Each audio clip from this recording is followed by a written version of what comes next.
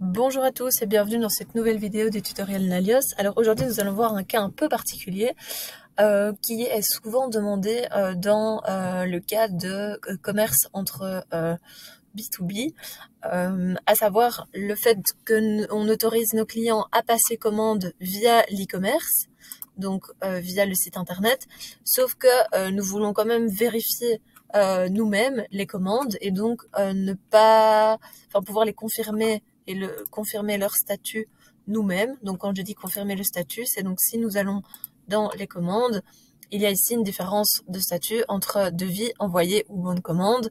Et donc nous souhaitons que le fait que le client accède à son devis ne confirme pas la commande et que c'est uniquement un utilisateur interne qui pourrait le commander. Pour cet exemple, c'est également, on est également dans le cas où, sachant qu'on est dans du B2B, le paiement de ces commandes se fait plutôt sur facture, plutôt qu'un paiement immédiat. Une fois que nous avons donc mis le contexte, maintenant nous allons voir comment mettre ça en place. Donc, la première chose à faire est que vous aurez donc forcément besoin de l'application site web pour pouvoir paramétrer votre e-commerce. Et nous allons aller vérifier que la configuration dans le module vente paiement en ligne est activée. Donc il faudra activer cette fonctionnalité-là et alors indiquer comme montant d'acompte 100% pour que ce que je vais vous montrer fonctionne. Vous pourrez ensuite enregistrer. Une fois que cette configuration est activée, nous pouvons aller dans les fournisseurs de paiement. Et ici, vous avez un vaste choix. Et ici, étant donné qu'on est dans le cas de paiement sur facture, nous allons en fait activer, donc d'abord en installant les virements bancaires et ensuite en l'activant. Vous pouvez également ici choisir de renommer en fait ce fournisseur de paiement en fonction de comment est-ce que vous voulez expliquer cela à vos clients. Donc une fois que ceci est activé, je vais maintenant aller sur mon site internet.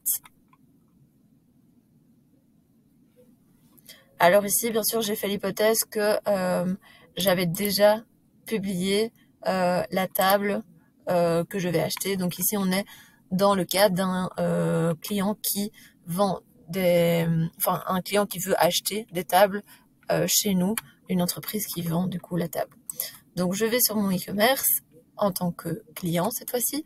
J'ajoute à mon panier quelques tables que je veux commander. Je vais ensuite consulter mon panier. Ici, je veux acheter 4 tables.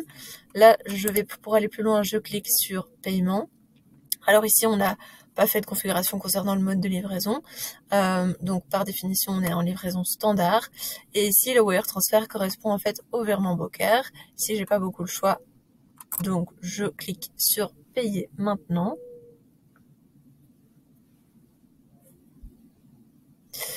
Et donc voilà, j'ai ici aussi un petit message que j'avais modifié et que vous pouvez également changer si besoin.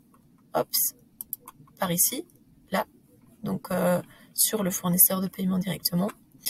Et donc maintenant, nous allons aller voir le rendu directement dans les ventes. Donc ici, je vais consulter la dernière commande qui vient d'arriver. Donc ici, on est comme un utilisateur interne. Et si on veut voir, car effectivement, vous pouvez voir que le client a reçu au moment où il a validé son panier un email. Dans cet email, dans sa vue à lui, il aura un petit bouton dans lequel il peut visualiser le devis.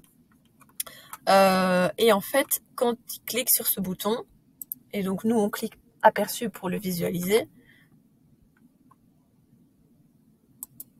Tac, ça va mettre un petit instant à charger. Voilà. Nous arrivons en fait sur sa vue portail au client. Et donc le client, il aura la possibilité de signer et payer.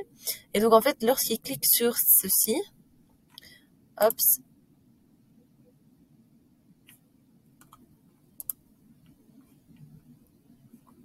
payer.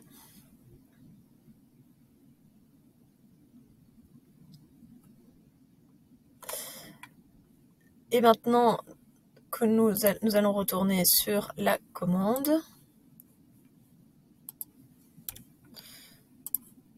Celle-ci. On peut voir donc que le bon il a été signé et qu'il n'a toujours pas été confirmé. Donc ce qui vous permet en fait de garder la main en tant que utilisateur interne sur les commandes. Et donc une fois, donc vous pouvez par souci on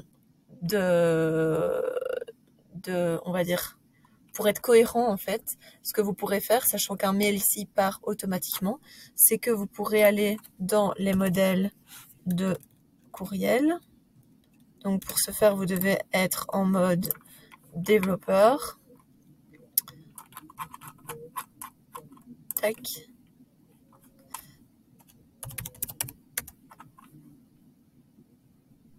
Modèle d'email.